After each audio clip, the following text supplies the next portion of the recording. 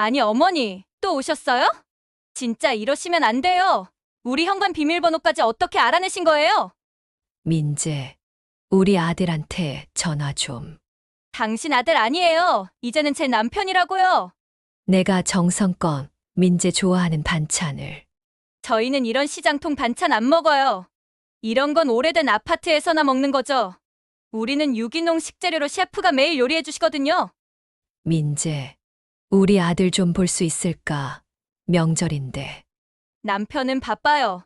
오늘 사업 파트너들이 오는데 어머니 같은 사람이 보이면 체면이 말이 아니에요. 김 씨, 빨리 이거 치우고 현관 비밀번호 오늘 중으로 바꿔요. 그리고 경비실에 전화해서 이 사람 출입 금지시켜요. 손님들 언제 온대? 20분 후에요. 어서 들어와요. 알았어. 민재야, 엄마 좀 봐. 명절인데. 보셨죠? 당신 아들도 당신 만나기 싫어해요. 이제 좀 알아들으세요. 가사도우미가 다가와 작은 목소리로 말했습니다. 할머니, 제가 모셔다 드릴게요. 이러다 경비원 부를지도 몰라요. 이 모든 상황을 지켜보던 아들은 마치 모르는 사람인 외면한 채 엘리베이터 앞에서 휴대폰만 바라보고 있었습니다. 가난하다는 이유로 며느리에게 개무시를 당한 67세 정경자 씨였습니다. 그리고 정경자 씨가 그런 수모를 당하는데도 아들은 끝까지 못 본 척을 하고 있었습니다. 그런 아들과 며느리를 가만히 두고만 볼 수는 없겠죠. 정경자 씨가 과연 어떤 기막힌 방법으로 복수에 성공했는지 지금부터 한번 들어보겠습니다. 그리고 사연 시작 전 먼저 눌러주시는 구독과 좋아요. 저에게 정말 큰 힘이 됩니다. 지금 바로 좋아요 한 번씩 눌러주세요. 그럼 바로 사연 시작하겠습니다. 여러분, 안녕하세요. 제 이름은 정경자입니다. 올해도 명절이 돌아왔습니다.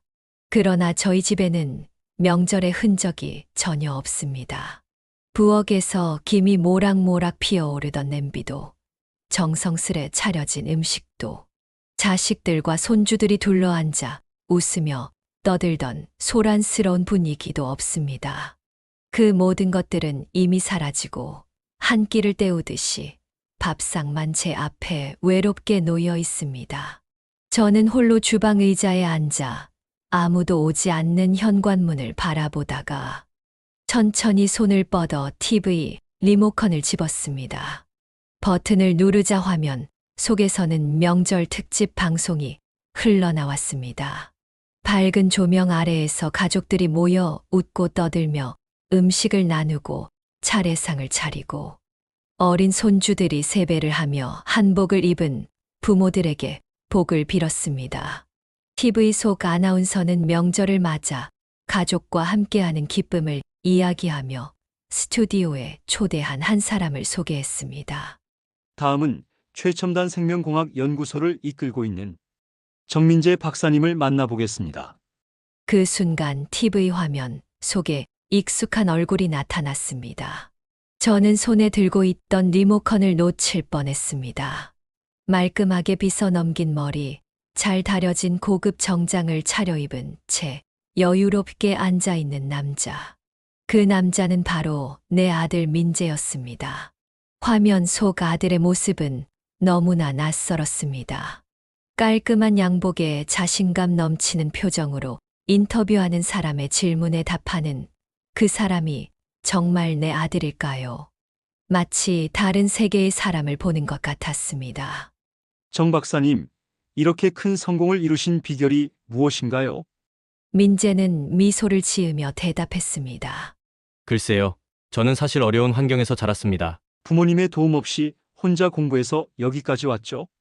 제가 고등학생 때는 아르바이트를 하면서 공부를 병행했고 대학에서는 장학금으로 학비를 충당했습니다. 순간 숨이 멎는 것 같았습니다. 내가 무슨 말을 들은 거지? 부모님의 도움 없이 그 아이가 대학 갈 때까지 새벽부터 밤까지 식당에서 일하고 손이 트고 갈라져도 참았던 그 세월이 도움이 아니었다고요? 민재의 고등학교 시절, 저는 2개의 일을 뛰었습니다. 낮에는 식당에서 설거지를 했고, 밤에는 사무실 청소를 했습니다.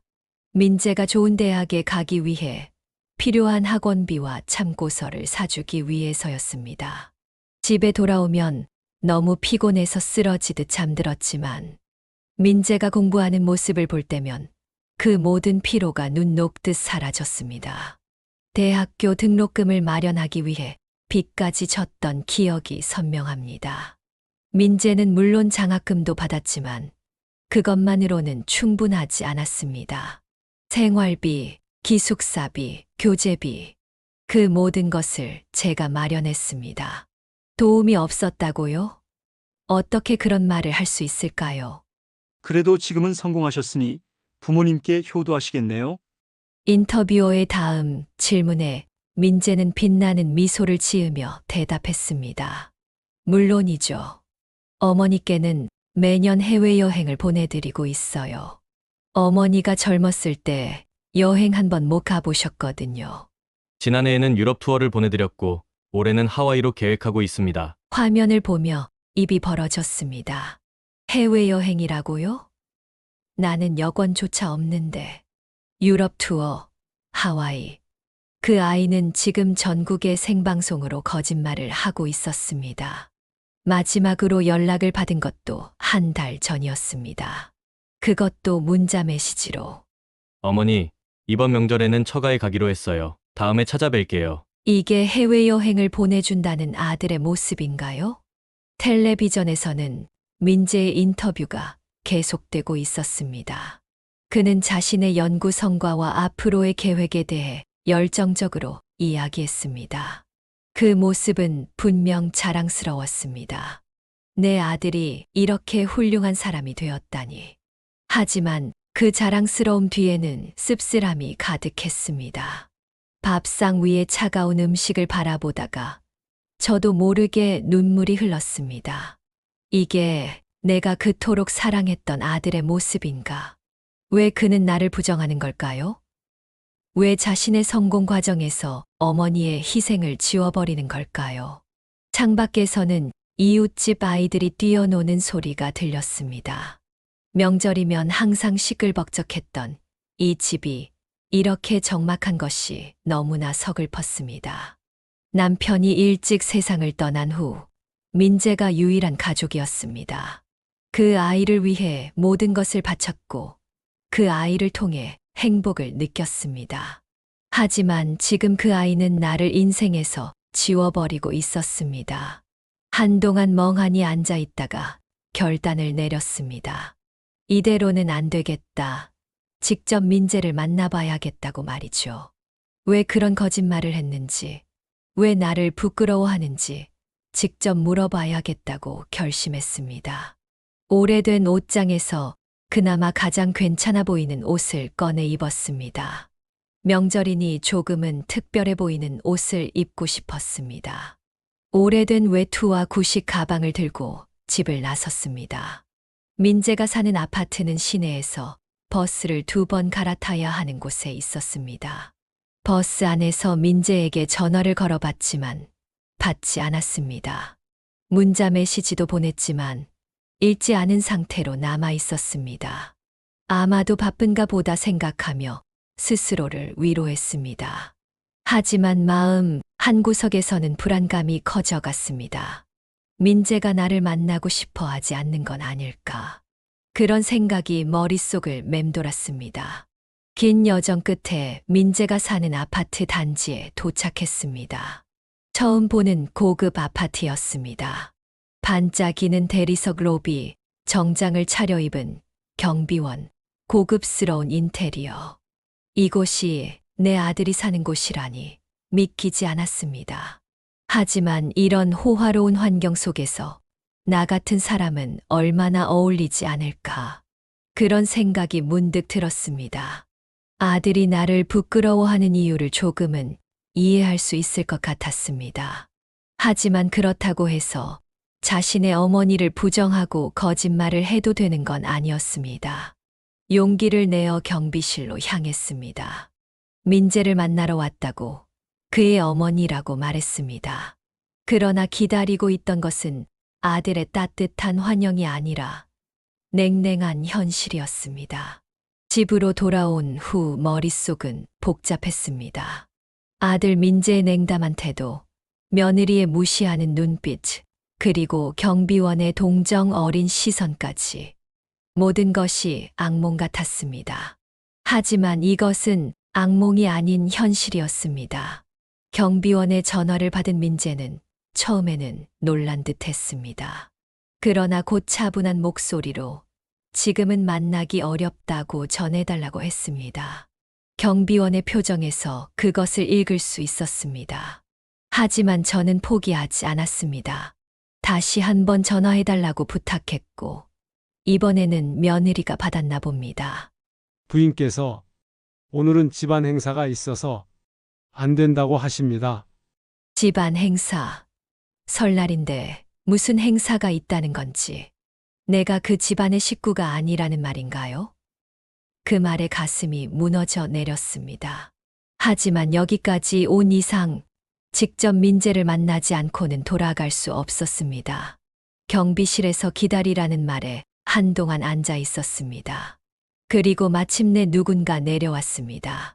기대했던 민재가 아니라 며느리였습니다. 화려한 명절 한복을 차려입은 그녀는 저를 보자마자 얼굴이 굳었습니다. 어머님, 갑자기 이러시면 어떡해요? 민재 오빠는 지금 중요한 손님이 와 있어서 못 나왔어요. 민재를 잠깐만 볼 수 있을까? 지금은 안 돼요. 나중에 시간 내서 찾아뵐게요. 이런 모습으로 갑자기 오시면 저희도 당황스러워요. 이런 모습이라는 말이 가슴에 비수처럼 꽂혔습니다. 내 모습이 그들에게는 부끄러운 것이었나 봅니다. 허름한 옷차림, 거칠어진 손, 구부정한 허리. 이 모든 것이 민재의 화려한 세계와는 어울리지 않는 것이었겠지요. 경비원이 며느리의 눈짓을 보더니 할머니, 제가 모셔다 드릴게요. 라고 말했습니다. 할머니라는 말이 어쩐지 낯설게 느껴졌습니다. 나는 민재의 어머니인데 이제는 그저 할머니로만 불리는 존재가 된 것 같았습니다. 집에 도착해서야 참았던 눈물이 폭포수처럼 쏟아졌습니다. 남편도 일찍 떠나보내고 혼자서 그 아이를 키우기 위해 얼마나 많은 희생을 했던가요? 식당일, 청소일, 심지어 폐지를 주워 팔기도 했습니다.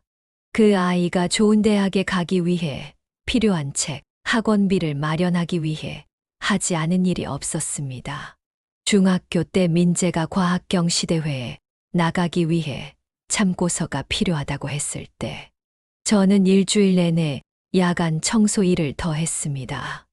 고등학교 때 민재가 명문대 입시를 위한 학원비가 필요하다고 했을 때 저는 가진 금반지까지 팔았습니다.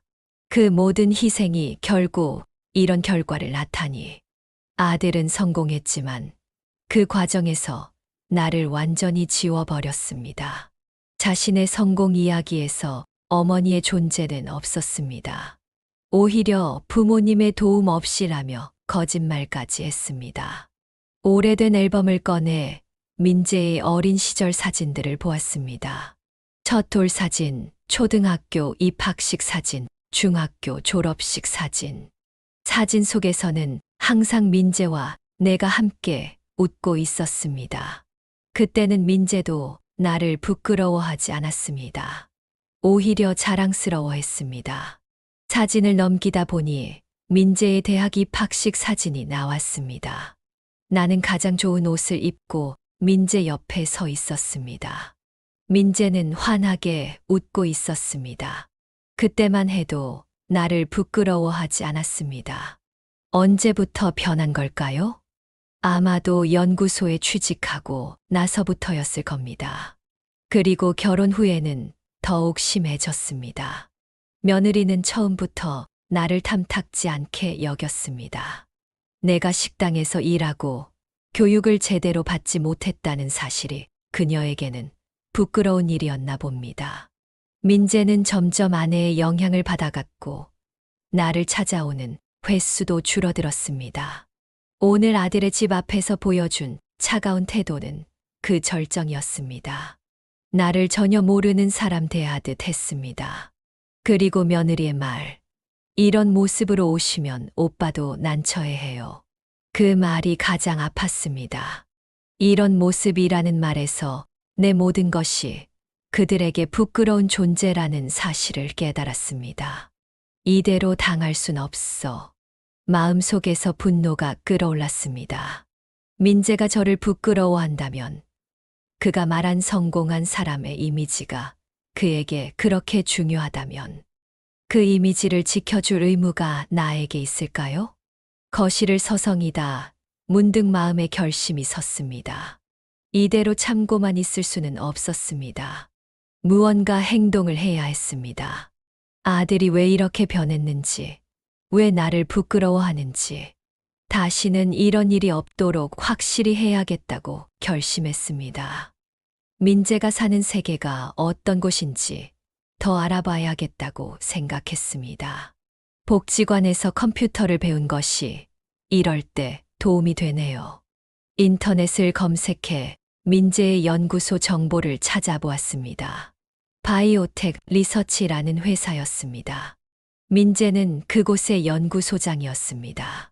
홈페이지에는 민재의 화려한 이력이 가득했습니다.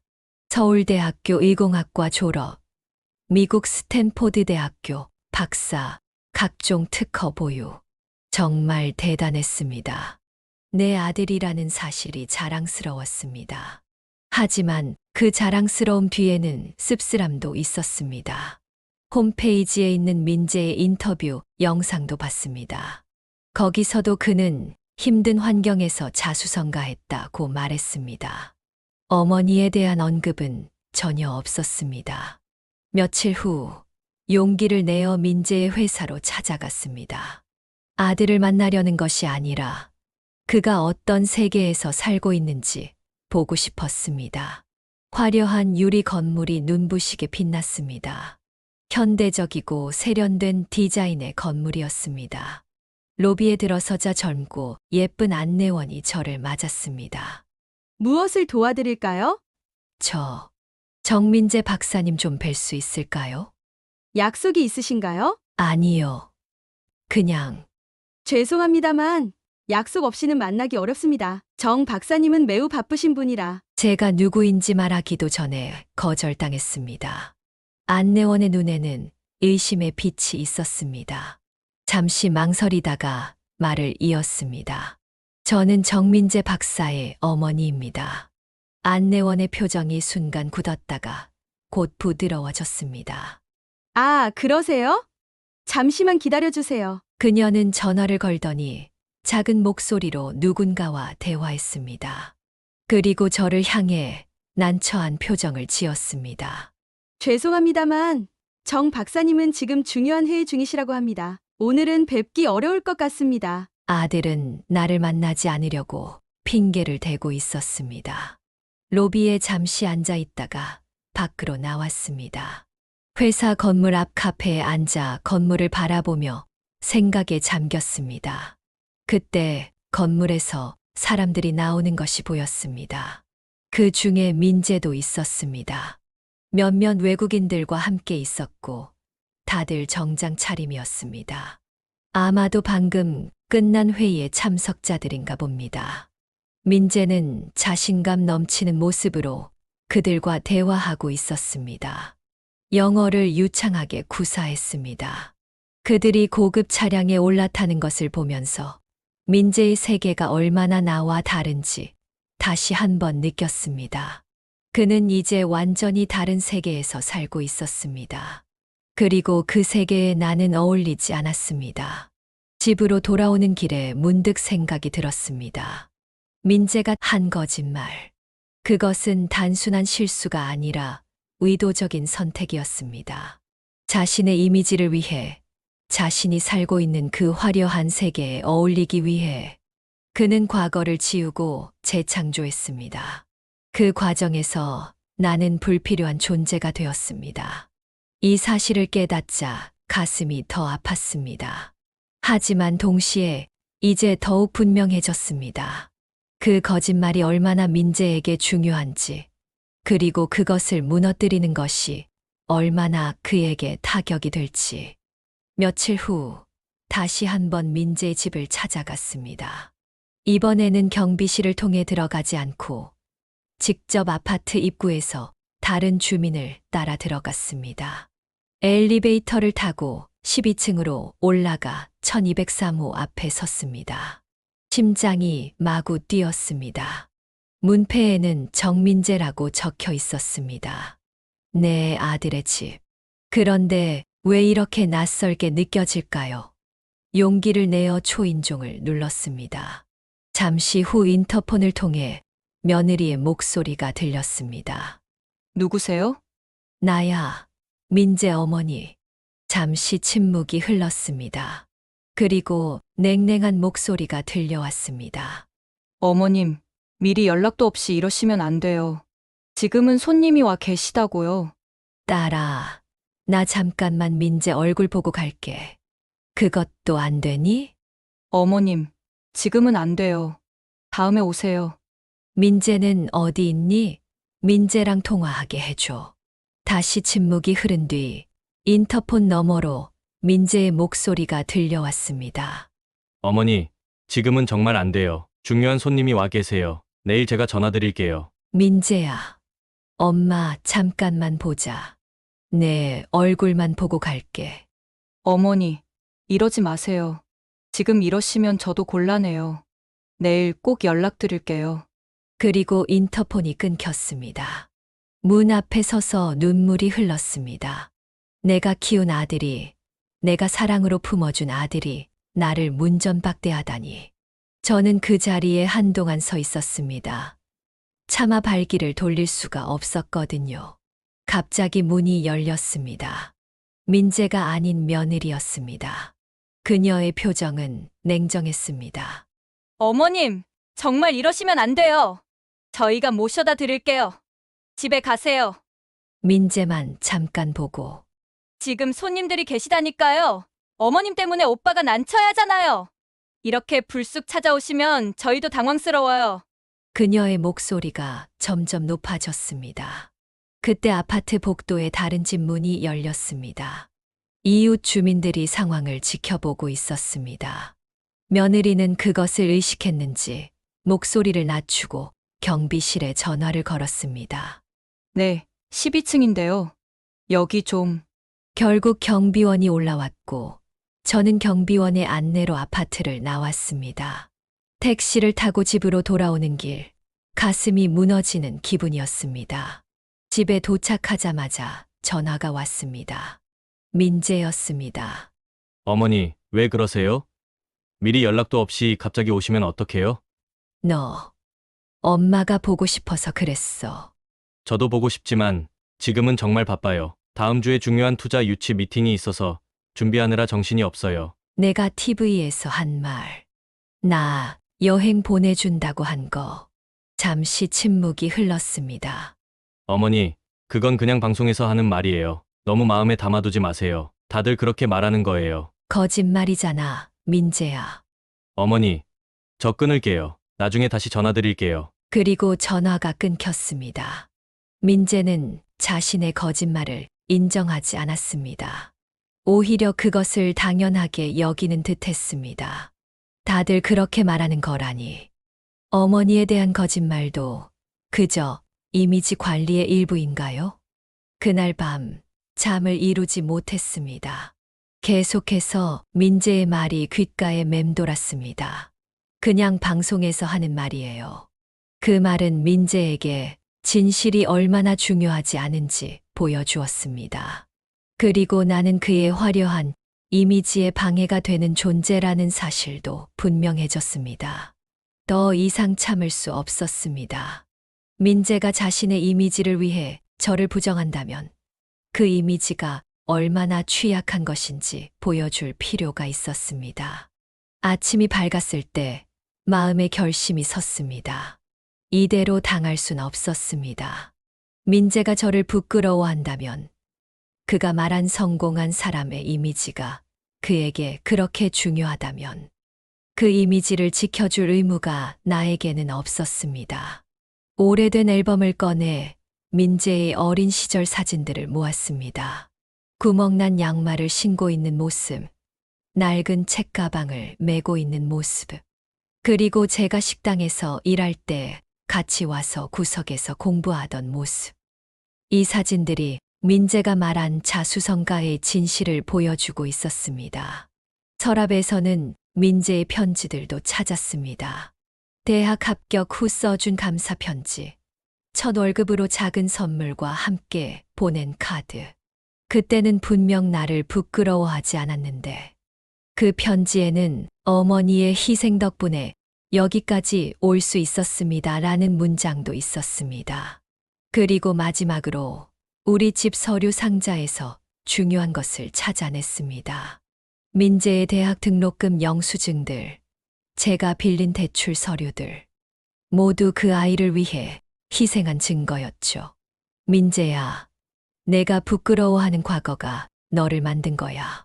그걸 부정한다면 너의 현재도 거짓이 되는 거야. 결심했습니다. 민재가 거짓말로 쌓아올린 이미지를 무너뜨리기로요. 아들을 망치려는 게 아니었습니다. 그저 진실을 마주하게 하고 싶었습니다. 내 존재를 지워버리고 혼자 성공한 척하는 그 거짓말이 얼마나 큰 상처가 되는지 알게 하고 싶었습니다. 복지관에서 컴퓨터를 배웠던 것이 도움이 되었습니다. 민재가 일하는 연구소 정보를 찾아보았습니다. 요즘은 나이 많은 사람도 인터넷을 할 줄 알아야 한다며 복지관에서 배웠던 게 이런 때 쓸모가 있었네요. 인터넷에서 민재의 동료들 연락처, 그가 인터뷰했던 방송국 주소 모두 찾아냈습니다. 민재가 출연했던 프로그램의 담당 PD 이메일 주소도 알아냈습니다. 방송국 누리집에 있는 시청자 의견 게시판도 찾았습니다. 이제 행동해야 할 때였습니다. 사진들과 서류들을 스캔해서 이메일에 첨부할 준비를 했습니다. 복지관 컴퓨터를 이용해 모든 자료를 디지털화했습니다. 그리고 길고 상세한 편지를 썼습니다. 민재의 진짜 성장 배경, 제가 어떻게 그를 키웠는지, 그리고 그가 TV에서 어떤 거짓말을 했는지 모두 적었습니다. 용서해, 민재야. 하지만 이건 너를 위한 거야. 마음이 아팠지만 이것이 민재에게도 필요한 일이라고 스스로를 위로했습니다. 진실 위에 세워진 성공이 아니라면 언젠가는 무너질 것이기 때문이었습니다. 다음 날 아침 일찍 일어나 준비했습니다. 복지관으로 향해 컴퓨터실에 앉았습니다. 첫 번째로 민재가 인터뷰했던 방송국의 PD에게 이메일을 보냈습니다. 안녕하세요. 저는 정민재 박사의 어머니 정경자입니다. 지난주 방송된 아들의 인터뷰에서 사실과 다른 내용이 있어 바로잡고자 연락드립니다. 메일에는 민재의 어린 시절 사진, 제가 일했던 식당 사진, 그리고 대학 등록금 영수증 사본을 첨부했습니다. 민재가 어려운 환경에서 자랐다는 건 사실이지만 부모의 도움 없이라는 말은 거짓이라고 밝혔습니다. 그리고 해외여행은커녕 명절에도 찾아오지 않는다는 사실도 적었습니다. 두 번째로 민재의 연구소 동료들에게도 비슷한 내용의 이메일을 보냈습니다. 요즘 연구소에서 함께 일하는 팀원들, 그리고 민재의 거래처에게도 보냈습니다. 그의 거짓말이 얼마나 나를 아프게 했는지, 민재의 성공 뒤에 숨겨진 진실을 담았습니다. 제 아들이 성공한 것은 매우 자랑스럽습니다. 하지만 그 과정에서 어머니를 부정하고 거짓말을 하는 것은 옳지 않습니다. 혼자 자수성가했다는 이미지를 위해 저를 지워버린 아들의 행동이 너무 아팠습니다. 마지막으로 민재가 최근 출연했던 팟캐스트 제작자에게도 연락했습니다. 그들은 성공한 사람들의 진솔한 이야기를 주제로 방송을 한다고 했습니다. 과연 진솔한지 묻고 싶었습니다. 일을 마치고 기다렸습니다. 하루가 지나고 이틀이 지나도 아무 연락이 없었습니다. 혹시 제 메일이 스팸으로 처리됐을까 걱정도 했습니다. 하지만 3일째 되는 날, 방송국에서 전화가 왔습니다. 정 경자님, 보내주신 자료 잘 받았습니다. 저희가 사실 확인을 해봤는데 정 박사님이 방송에서 말씀하신 내용과 많이 다르더군요. 이 건에 대해 후속 보도를 준비 중인데 혹시 인터뷰 가능하실까요? 순간 망설였습니다. 여기까지 오면 정말 돌이킬 수 없게 되는 건데. 하지만 이미 시작한 일이었습니다. 네, 할게요. 그날 오후 방송국 취재팀이 제 집으로 왔습니다. 간단한 장비를 세팅하고 인터뷰를 시작했습니다. 떨리는 목소리로 진실을 말했습니다. 민재를 키우기 위해 얼마나 고생했는지, 그가 공부할 수 있도록 어떤 희생을 했는지, 그리고 성공한 후에는 어떻게 저를 외면했는지. 저는 아들이 성공한 것이 자랑스럽습니다. 하지만 그 과정에서 저를 지우고 혼자 성공한 것처럼 거짓말을 하는 것은 참을 수 없었습니다. 특히 저를 해외여행에 보내준다고 거짓말을 했을 때, 저는 여권도 없고 명절에도 찾아오지 않는 아들인데. 인터뷰 중간에 눈물이 흘렀습니다. 리포터는 조심스럽게 물었습니다. 어머니께서 이렇게 언론에 나서시는 이유가 무엇인가요? 아들의 명성에 타격을 줄 수도 있는데.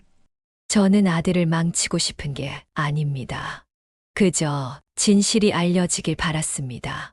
어머니를 부끄러워할 필요가 없다는 것, 자신의 배경을 숨기지 않아도 된다는 것을 알아주었으면 해요. 성공은 거짓말 위에 세워져서는 안 됩니다. 인터뷰가 끝나고 취재팀이 돌아간 후 마음이 무거웠습니다. 과연 잘한 일일까 의심이 들기도 했습니다. 하지만 이미 시작된 일, 멈출 수는 없었습니다. 방송이 나간 다음 날 예상치 못한 반응이 쏟아졌습니다. 성공한 과학자의 숨겨진 거짓말, 어머니를 부정한 불효자, 스타 과학자 같은 제목의 기사들이 온라인 뉴스에 떴습니다. 누리꾼들의 분노도 거셌습니다. 자기 어머니도 부정하는 사람이 만든 연구 결과를 어떻게 믿나? 부모의 희생은 잊고 혼자 성공한 척이라니 인성 최악이네. 그 어머니 모습 보니 눈물 나더라. 자기 엄마가 창피하다니. 민재에게 전화가 왔습니다. 처음으로 그가 먼저 연락한 거였습니다. 어머니, 어떻게 이럴 수 있어요? 내 인생을 망치시려고요? 민재야, 내가 먼저 나를 부정했잖니. 내가 내 인생의 일부라는 걸 기억해. 지금 연구소에서 난리가 났어요. 투자자들이 계약을 파기하겠다고 하고 SNS에선 불매운동까지 일어나고 있다고요. 마음 한편이 아팠습니다. 그래도 내 아들인데. 하지만 이건 필요한 일이라고 스스로를 다독였습니다. 진실을 말한 것뿐이야. 내가 거짓말만 하지 않았다면 이런 일은 없었을 거야. 민재는 한동안 말이 없었습니다. 그리고 이내 흐느끼는 소리가 들렸습니다. 어머니, 제가 잘못했어요. 제발 용서해 주세요. 지금 모든 게 무너지고 있어요. 내가 쌓아올린 거짓이 무너지는 거야, 민재야. 진짜 너의 모습을 보여줘. 부끄러워하지 말고. 그날 이후로 민재의 회사는 큰 위기를 맞았습니다. 그가 개발한 제품에 대한 신뢰도가 떨어졌고 그의 연구 성과마저 의심받기 시작했습니다. 사람들은 자기 어머니에게도 거짓말을 하는 사람이 만든 제품을 어떻게 믿나라며 등을 돌렸습니다.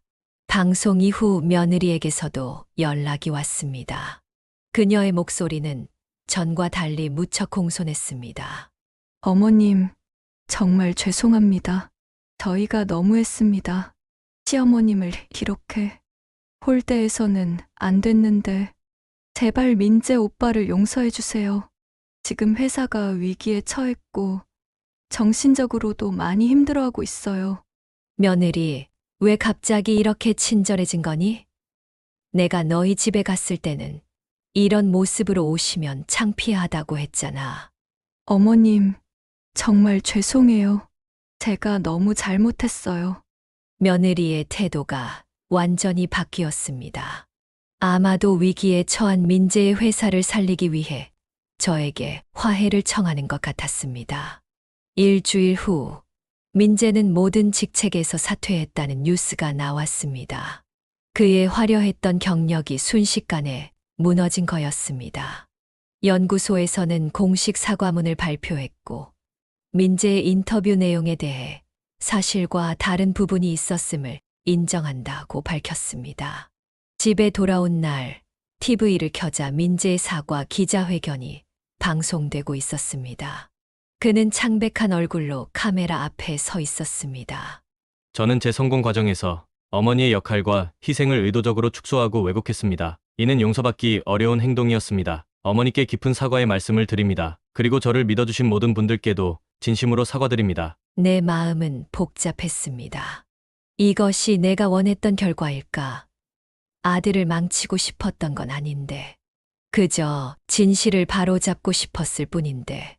하지만 한편으로는 민재가 진실을 인정한 것이 다행이라는 생각도 들었습니다. 사퇴 발표 이후 이틀째 문 앞에 누군가 서 있었습니다. 민재였습니다. 한 번도 본 적 없는 모습이었습니다. 수염이 자라고 눈은 충혈되어 있었습니다. 몰라보게 초라해진 모습이었습니다. 들어가도 될까요, 어머니? 말없이 문을 열어주었습니다. 민재는 거실에 앉아 한동안 아무 말도 하지 못했습니다. 그저 고개를 떨구고 있었습니다. 다 잃었어요. 회사도, 명예도, 동료들의 신뢰도. 무슨 말을 해야 할지 몰랐습니다. 한편으로는 아들이 이렇게 무너지는 모습이 가슴 아팠지만, 다른 한편으로는 이제야 진짜 모습으로 내 앞에 앉아 있다는 안도감도 들었습니다. 어머니, 저 용서해 주세요. 제가 너무 어리석었어요. 성공하고 싶은 마음에, 인정받고 싶은 마음에 가장 소중한 사람을 외면했어요. 민재가 무릎을 꿇고 울기 시작했습니다. 어린 시절 무릎을 다쳤을 때처럼 서럽게 우는 모습이 내 아들 그대로였습니다. 왜 그랬니, 민재야? 내 어머니가 그렇게 부끄러웠니? 부끄럽지 않았어요.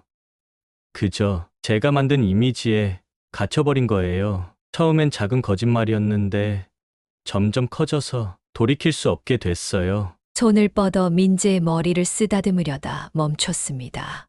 이제야 날 찾아오니? 내가 널 찾았을 땐 넌 날 버렸잖아. 민재는 더 크게 흐느꼈습니다. 어머니, 다시 시작하게 해주세요. 제발 모든 걸 바로잡을게요. 진짜 제 모습으로 살게요. 무슨 일이 있어도 너는 내 아들이야. 하지만 지금 이 고통은 내가 직접 감당해야 해. 알아요. 제가 저지른 일이니까요. 어머니께 너무 죄송해요. 민재는 눈물을 닦으며 말을 이었습니다. 회사는 그만뒀어요. 하지만 새로 시작하려고 해요. 작은 연구소라도 차려서 정직하게 살아갈 거예요. 그리고 어머니와 함께요. 함께라고. 네, 어머니 가까이 살고 싶어요. 지금 집은 팔 거예요. 너무 크고 그곳에는 좋은 기억이 없으니까요. 무슨 말을 해야 할지 몰랐습니다. 한참을 생각했습니다. 이미 많은 것이 무너졌고 돌이킬 수 없는 일들이 일어났습니다. 하지만 그래도 내 아들이었습니다. 민재야, 이제부터가 중요해. 내가 어떻게 다시 일어서는지, 어떻게 진실과 함께 사는지, 그게 내 진짜 가치를 보여줄 거야. 며칠 후, 민재는 정말로 집을 팔았습니다. 그리고 제 집 근처의 작은 아파트로 이사했습니다. 며느리도 많이 달라졌습니다. 더 이상 거만한 태도를 보이지 않았고, 오히려 지나치게 조심스러웠습니다. 민재는 작은 연구실을 차렸습니다. 화려한 간판도 으리으리한 사무실도 없는 소박한 곳이었습니다. 그곳에서 그는 진짜 연구에 몰두했습니다. 더 이상 미디어 앞에 나서지 않았고 화려한 이미지를 만들기 위해 애쓰지도 않았습니다. 가끔은 민재와 함께 식사를 하게 되었습니다. 그럴 때면 예전의 어린 민재가 생각났습니다. 순수하게 과학을 좋아하고 실험에 흥미를 느끼던 그 아이 말입니다. 어머니, 제가 요즘 새로운 연구를 시작했어요. 예전보다 규모는 작지만 더 의미 있는 일을 하고 있어요. 민재의 눈에서는 진실된 빛이 보였습니다. 더 이상 가식적인 미소가 아니었습니다. 그래, 내가 행복하다면 그게 중요한 거야. 시간이 지나면서 민재의 작은 연구소는 조금씩 인정받기 시작했습니다. 화려한 마케팅 없이 오직 연구 성과만으로 평가받는 진짜 성공을 이루어가고 있었습니다. 어느 날 민재가 제 집에 찾아왔습니다. 손에는 여권이 들려 있었습니다. 어머니, 이거 어머니 여권이에요. 그리고 이건 티켓이에요. 저와 함께 여행 가요. 진짜로요. 눈물이 나왔습니다. 이번에는 기쁨의 눈물이었습니다. 어머니, 제가 방송에서 했던 거짓말, 이제는 진실로 만들고 싶어요. 정말로 어머니를 모시고 여행 가고 싶어요. 손을 내밀었습니다. 아들은 그 손을 꼭 잡았습니다. 다시 시작하자. 민재야.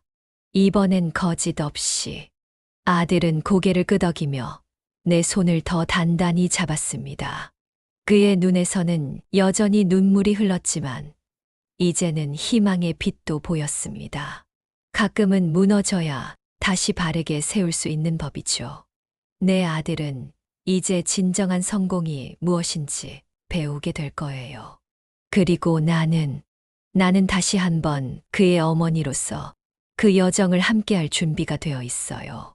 사랑하는 시청자 여러분, 저의 이야기는 여기서 끝이 납니다. 때로는 진실이 아픔을 가져올 수도 있지만 그 아픔을 통해 우리는 더 단단해지고 진실된 관계를 회복할 수 있습니다. 여러분의 가정에도 언제나 진실과 사랑이 가득하길 바랍니다. 혹시 여러분 중에도 저와 비슷한 경험을 하신 분이 계시다면 아래 댓글로 이야기를 나눠주세요. 서로의 아픔을 나누고 위로받는 시간이 되었으면 합니다. 그리고 이런 이야기가 더 많은 분들에게 전해져서 우리 사회의 작은 변화라도 일으킬 수 있도록 좋아요와 구독도 부탁드립니다. 다음에는 더 따뜻하고 희망찬 이야기로 찾아뵙겠습니다. 여러분의 가정에 항상 건강과 행복이 가득하기를 바랍니다. 들어주셔서 감사합니다.